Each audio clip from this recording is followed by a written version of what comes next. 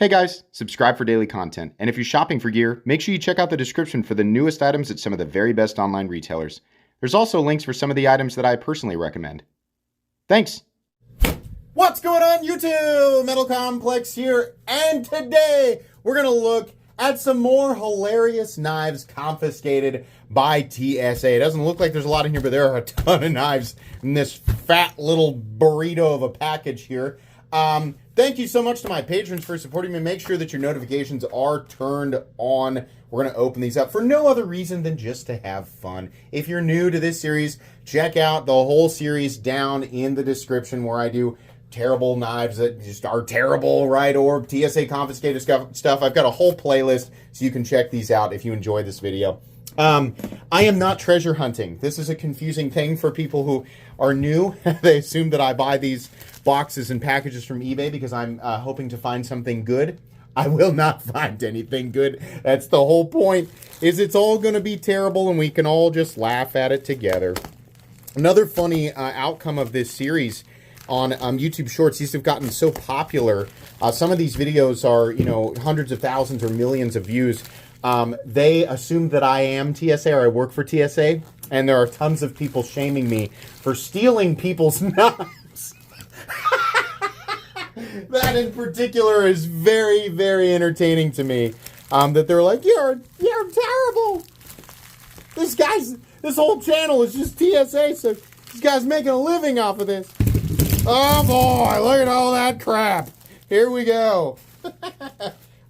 This says, oh, it's the yeah, that's right, because it's the second half of that lot that I bought. So this is roughly 5 pounds of crap. We do have the gloves on today because these knives are not new, and to my knowledge are actually, we have one of the same ones here. This is that weird little Carabiner knife. The truth is a lot of this could be confiscated or just could be like piles of stuff that came from who knows where, right? This is the type of stuff that the common person does carry. The average person does not carry a quality pocket knife. The average person carries a pocket knife that kind of works for what they want to use it for, but they're probably not spending more than $5 to $10, maybe $15 on a pocket knife. So this is likely the stuff that does legitimately get confiscated. Sometimes I think we see duplicates. Like, I feel like I've seen this orange knife before too. It is simply orange. Not necessarily bad. It's got blade play up and down, left and right. The pocket clip is the entire length of the handle, so that's fun. How's the lockup? Oh, good. It's all of the lockup. 100%. That's great. Does it even look used? Not really. So we achieved... does this have a nail nick? Well, that's fun. And it's barely accessible. That's just stupid. Why would it not be over here? Why did you put it down there? That's crazy. What are you? Fat little thing. Oh, it's a fat little guy. What's that? The Pocket Ulu Alaskan stainless steel. Okay. I imagine Alaskan is the company. It's just kind of, it's just a basic little, is this, oh, it's a backlock. Okay. Definitely partially loved, at least. We have just a little tiny thumb stud, Okay, not necessarily bad. We got the camo guy. Oh, bad action. Big, nasty bad. We have the typical goop that comes with, are people just carrying around like maple syrup in their pocket with their pocket knives? What is this brown liquid on everything? Maybe it's because people are probably spraying these things down with WD-40, right? I mean, that's what the common person would do, is spray it down with WD-40. Maybe it's just whatever they're putting in there, right? This is actually fairly early lockup. This knife doesn't look to be super used. Northwest Trail, stainless, China. Okay, we got some pitting, a little bit of rusting there. Actually, I think that was probably just, maybe they dropped it on something. This has been, boy, you look at the edge and it's like, it really doesn't look like it's been used at all. And it certainly doesn't look like it's been resharpened. There's no way that, the person who bought this knife brought it back to an absolute, I say perfect, for the OEM that made this, like this is the original edge. They did not bring it back to this edge. So I don't think this has really been used. Lock up fairly early. No up and down play. And actually no left and right.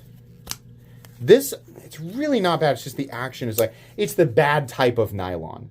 Like nylon can be good, but this is the bad type. Oh, this is mostly plastic. Guard Air Corporation. Guard Air. Look at that thumb stud. Oh no. It'd be a shame if something happened to this knife. It'd be a shame if something happened to this knife. Oops. No, that's not. A knife shouldn't do that. And a good pocket knife, you won't be able to do that. What's this? This one also, I think, maybe. That's metal. You got the big old American flag on there. That's probably made right in the USA, right? Sparta! Sparta! Yeah, of course. I mean, that's what I expected to see. USA flag. So it's 100% made in China. Oh, yeah, there we go. Right there. China. They're trying to hide it on the pocket clip, right? We got that pivot. That pivot's on everything. In fact, I think we have a magical knife here. I think we have a Smith & Wesson Extreme Ops Black Tanto. Oh, no, it's the Tac Force version, but it is the same knife. I love it when people are like, well, Smith & Wesson knives, they're actually pretty good. It's actually a pretty good knife. No, it isn't. No, it's not. They're made in the exact same junky factories. They just put Smith & Wesson on it, and then they charge you a little bit more for it. This exact knife is also sold as the Smith & Wesson Extreme Ops Black Tanto. And the reason I have such a deep emotional relationship with this particular knife is because it was the first crappy knife that I ever reviewed on this channel. And I think I owe some of my early growth to this knife because this attracted a whole bunch of people saying, hey, that's not a bad knife, right? Like that happened. And I did another video doubling down. I said, I'm going to review it again. And it's bad, right? This is a bad knife. And I was trying to point out to people that just because it has a brand that you associate, it's got a brand name that you associate with products that are good, whether currently or historically, does not mean that this is automatically in that same category. This has been outsourced to a very low quality Chinese OEM. There's a spectrum there, high and low quality, right? This is bottom of the barrel, and it's got the name Smith & Wesson on it. And I think a lot of people carried this knife not knowing that dramatically better quality is available for the same or substantially less money. In fact, right, a lot of these, at the time, I actually found this knife on Amazon being sold for $50. This was back in 2018. Yikes, $50. So yeah, and like I said, like this knife will work for like the average person just doing like normal knife stuff. Like, can you cut open a box with it? Yeah, but are there knives that perform substantially better with better tolerances, better materials, and that will last longer than this knife for less money? Yes, and there always have been. And that was the point I was trying to make. This is the Tac Force version. What this is that this is a basic profile that probably is based on a lot of different stuff, and then you have a whole bunch of different companies, both unknown Chinese companies, and then you have well-known U.S. companies that slap their name on it, and then it's sold as whatever, right? So we have seatbelt cutter, glass breaker, right? Incredibly low-quality steel. Up and down play, left and right play, and a little bit of stick. This one not locking up too late. I wonder if it'll actually hold up to a... Nope. Immediate disengagement of the lock bar. A good liner lock will not disengage, and this does. That's why we don't like those. These are poo-poo. Oh, fire blade, yeah. Yeah, brother! Yeah, fire! We got the diamond plate. This is just like truck fire. It's like nothing specific. But like if you hell yeah, you're not really sure like what emotions it's invoking, like, but you don't know specifically, but you're like, I like all that stuff. There's the diamond plate. It's black. Fire. It's like trucks and America! Yeah! Like, that's the whole theme. Man, the non-distinct kind of theme here, where it's just like, it's there to just grab, like, it's almost insulting, you know? And they're just like, you like this, don't you? You can't explain why, but you like it. You want to buy this, don't you? Hell yeah. Hell yeah, brother. Hell yeah, I want to buy it. We got external stops. Oh, no, they're not. No. The frame just comes up there for absolutely no reason. More molasses. I see that this gentleman was also part of the molasses brigade.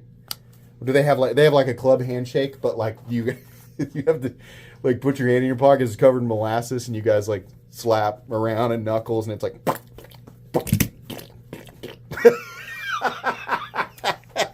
Why? Why are these knives so goopy, man? Oh, carabiner knife. We gotta attach the two. We have to do the carabiner kiss. Here we go. Come on now. There it is. There we go. How they should be when you throw them away. I say stuff like that and people get mad. They're like, hey, I use a carabiner knife to... I'm sure you have your reasons, right? I'm gonna crack jokes about everything. This is bad. It's bad. I don't like it. Same with this one. It's just like a basic knife that has a carabiner and it just gets in the way, and then like the skeleton eyes, like, does this even lock? It's no, it's just a freaking slip joint.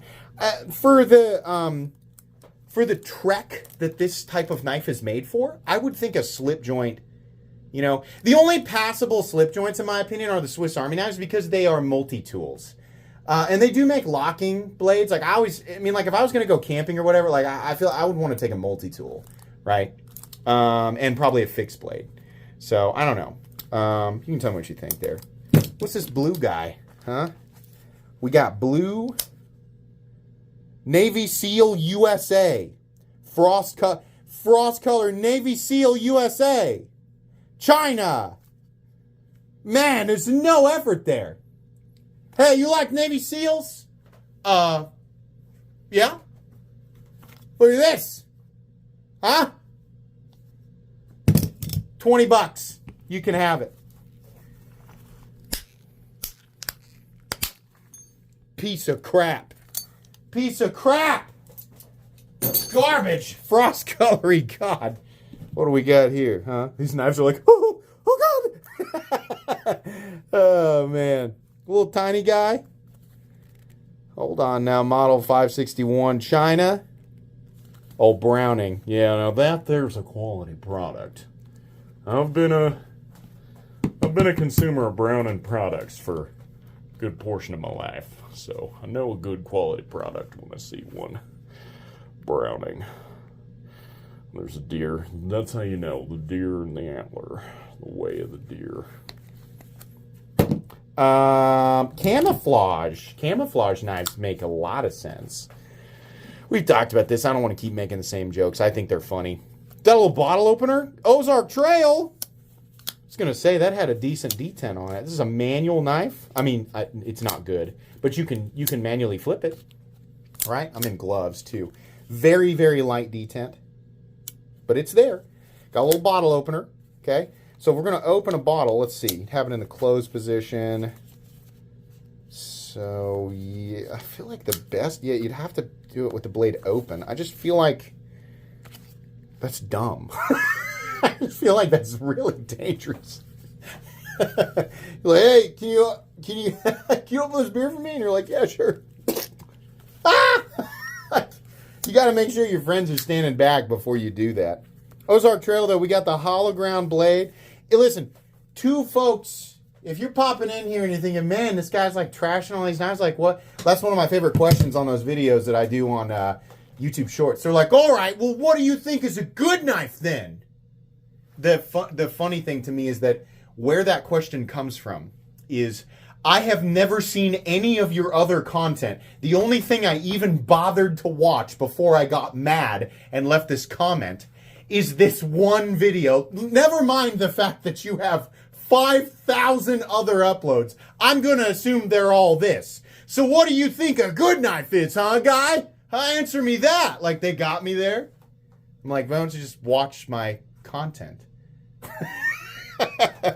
If you are popping in from YouTube Shorts and you don't understand why this terrible person would be picking on these pocket knives, right? I think it's perfectly okay to, look at knives based on your budget. What some people don't understand is I'm not making fun of, number one, people who are on a budget, or number two, inexpensive knives. I'm making fun of inexpensive knives that are also insanely low quality. Because the existence of very high quality inexpensive knives exists. I have a playlist called Cheap Knives I Like, and these knives range anywhere from about $30 to about $75. And these are superior knives and knives that I recommend to people who are on a budget. These are knives that are typically not made, I'm going to talk about Ozark Trail, but these are knives that are typically not made with any care or attention for tolerances, or, no care for safety. And they're marketed to people who don't know any better, and they're typically flashy or tactical, just to make a quick buck, right? So these are knives that we can make fun of, and at the same time, I want to educate people. That's the purpose of this channel, is educating people on the various levels of quality by tier comparison, so that people end up with not only the product that is right for their budget, but a product that is quality and safe and efficient and all of that. So, but if you're on an ultra budget and you're like, $30 is too much for me, there's really only one brand I'm going to tell. I mean, like Opinel's, okay, but like this type of pocket knife, probably Ozark Trail. I still don't think they're good, but I think they're better than Frost Cutlery and Tac Force and all that other crap, right? So this isn't bad. It doesn't have much of a detent, right? It's not bad. What's this? This bug? Nope, it's not bug. It is Pirate Skull. What does it say here? I'm going to zoom in. We got to read that. We got to know what it says. Illuminati something. We're going to go further. We got to go further. What do you say? What say you? Tack? What with Vithron? Maybe you guys can read it. I can't read it. Anything else? Boy, look at that. That's just the end of the stud there. Oh, we got a part of the molasses gang as well here. Maybe that's two. There we go. Back to one. Pocket clip is the entire. I don't want to touch that with my hand. What am I doing? Do we have G10? It's actually G10. China, pocket clips the whole length of the knife, assisted, and actually does deploy. Lots of blade play, lots. Nearly, I would say that's probably 75 to 80% lockup. Lots of blade play. No up and down though. Okay, it's kind of a knife, right? Got this classic guy. Oh, something's falling apart there. We got a classic guy here. Redman. 1904 to 2004. Is this? It is made in China. Okay. Incredible blade play on that. Incredible. That's the problem. People ask me, why don't you review more classic pocket knives? I don't like them. Typically, I don't like them. A modern pocket knife allows you to get into the knife, adjust the pivot so that you can get the action that you want and the solidity that you want. Same with the scales. You can get in it and clean it. I don't like old school pocket. I think they're interesting, and they certainly have their place in history, and they're also they're fine. I mean, plenty of people have been carrying this style of knife for years and years and years. Me personally, I like to keep the tolerances and everything. I like to keep my knife cleaned out. I like to eliminate blade play if I can. Right? I like being able to get into it and clean it out. So I don't like these style of knives, and there's certainly a there's a spectrum. This type of stuff has low quality and high quality, manufactured in various parts of Earth. Yeah, typically I'm not a big fan of this. This blade does not look, it's been used. Don't know that anybody's ever bothered to resharpen it. It certainly is not sharp right now. This is a great example of, been carrying it for years. Razor sharp, never had to resharpen it. You hear that a lot from people in the comments when I joke about stuff like this and I make fun of a knife that maybe they carry. Right? This is a quote by those people. I don't know what this guy's talking about. I've carried that for years. A razor sharp. Never had to resharpen it. Never. Quality steel. Razor sharp. Yeah, it's definitely razor sharp there. That's a clean cut there. Oh boy, that's a nice clean cut there. Now this will still cut, obviously. This will cut well enough that if you have to cut open a box, right, you're going to be able to do that. It's going to divide the material, right? But a nice clean edge is going to be something like this. That's what razor sharp looks like. Not this. The cut side by side with that buck cut. That's just a wedge, right? But you know what? That for a lot of people, that's all that they need. You know, if that, it's not a sharp blade. It's just a blade. It's just a wedge. And as everybody knows the quote, a dull blade is more dangerous than a sharp blade, and that is true. A knife like this, while it is dull, you have to put a lot more force into the cut. When you're putting a lot more force into the cut, it's much more likely you're going to slip and drive this blade into a body part, right? And that's definitely going to cause damage. Well, it's not really all that sharp. It certainly is still enough of an edge that you could hurt yourself. So that's why people say that. Really picking on that one there. Big fan of that. Big fan of that buck range, by the way. Another deer knife. Is this a Browning knife? Another one? Or it's just deer antlers? Okay, we got, it's Frost Cutlery. Surgical steel. Surgery. If you got to do surgery on a deer, this is the one, right? Very high quality construction, no doubts. Nope. Once again, Frost Cutlery, absolute trash. What do we got here?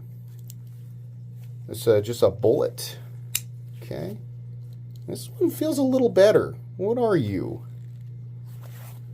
We're not going to say, huh? This isn't bad. For an old school, I mean, it's, buck 110 kind of. Action's not bad on it. It's got a little bit of up and down play. Not bad. Not terrible. Missing that's a lanyard hole, right? Still can't get into it, though. There's no stamp or anything on it. It just says stainless. Oh, no, it does say Taiwan. Oh, okay. Made in Taiwan. Doesn't really surprise me that one feels a little better. Oh, boy! We got the rocket launcher knife! Oh, we got the flint, and we're missing the other part of it. Oh, come on. Come on. It gotta work. We gotta work. Yeah! Oh, it's still on fire. Get out. Yes. Oh, come on. We got a good one there. Yeah, spark. Awesome. That was a big... I got a really good one on that one. There it is. Oh, quality. The reason that this sucks, obviously, is because it's really easy to lose these pieces, right? I have to do a little bit of cleanup after this. Awful clip. Terrible. I mean, actually not terrible ergonomics. It's just really weird looking, you know. Is that a bottle opener? Oh, I bet so. Yeah. Yeah, it's just good fun, you know. God dang, what the heck is... Police! Police! What the heck is all this? Oh my God, it's so busy, the badge. That's official, police knife. Standard issue. Standard issue, guys. Here it is. The same ones they give the police. Go ask your local police to see if he knows. Yeah, trust me. Okay. $24.99. Bad. Is this supposed to be like a car?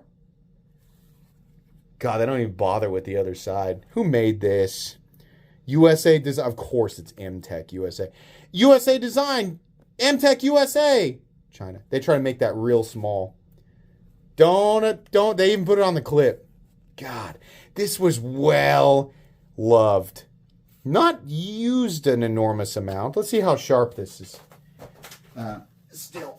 The rest of it, it's like he tried to cut things with every part of the knife but the blade. I can't get it to bite. There we go. About the same. There's a small portion of this edge that's non-serrated that will actually get into the right there, but then once we get up here, it's just not. See, we're just tearing, right? To the average person, that is a sharp blade. Razor sharp, never had to resharpen it. What do we got here, huh? What are you? G-O-G, what? 440C. I'm gonna, yeah, that looks like it's probably aluminum on top. It's pretty, there's no up and down play. Locking up at, I don't know, what are we at there, 40%? No lock stick. Pretty good assisted action. I wouldn't make fun of somebody carrying this. You know, this is probably like a $10 knife. Not terrible. I bet the edge on that one's slightly better. Let's give it a shot. Yeah, a little bit better. A little bit better.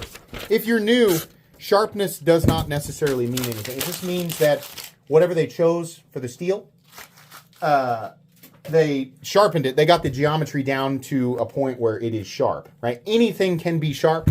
Good steel is not determined by sharpness, right? You can, I mean, take a block of aluminum and technically sharpen it. That doesn't make it a good steel. A good steel is, you know, a steel that is designed for a specific purpose, and after you've sharpened it, how well does it perform at that steel, and how long can it continue to perform at that task or that group of tasks, right? And stay sharp or resist rolling, chipping, resist, you know, rust, right? If it's meant to be a stainless steel. So a higher quality composition that has a better balance will outperform bottom tier steel, despite the fact that they can both start off as sharp. A superior steel will continue to perform in whatever, you know, range of tasks. It will continue to perform those tasks efficiently without, you know, doling dramatically. These bottom tier steels, this says 440C. It might be that.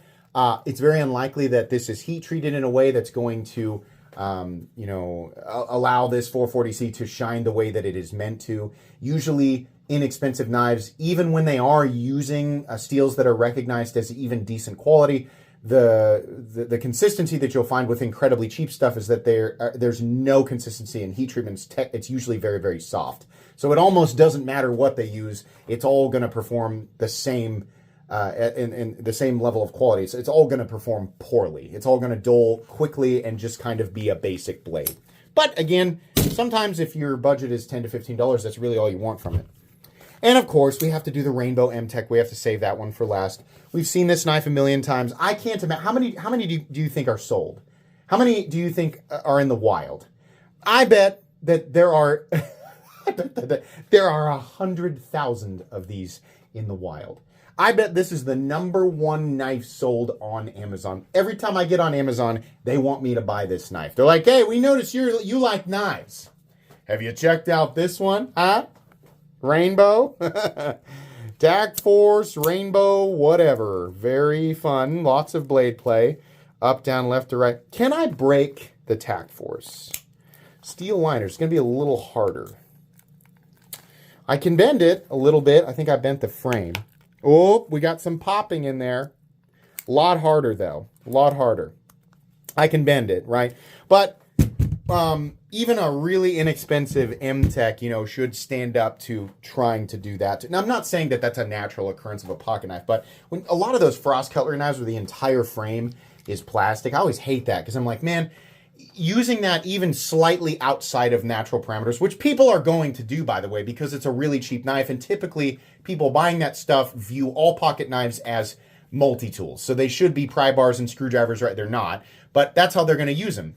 Well, those plastic knives are just going to fall apart immediately, at least something like this. You know, while naturally using a knife, you're not going to put this type of force on it. At least it'll stand up to some of the abuse that is probably going to be applied to it. I don't know if I have a favorite. The police knife is probably the dumbest. Like, someone actually carried this. Super duper dumb. I always like this one because it makes fire. So, yeah. That was just a fun bag of bad knives. All right. Now I have to get on eBay and buy another box of this stuff. Gosh, it's getting expensive. I hope you guys are enjoying this. I'm breaking even on this stuff, basically. At this point, that's okay. It's fun to make this content. Please make sure to follow me on Instagram at metal_complex. If you enjoyed this video, leave a like. If you'd like to check out my other content, I do, of course, have lots of videos of knives that are either expensive or inexpensive that I do or don't like, so check those out. And if you enjoy all my content, go ahead and click on that Metal Complex logo right there and subscribe because there's definitely more coming. Thanks again for watching, everybody, and have a great day.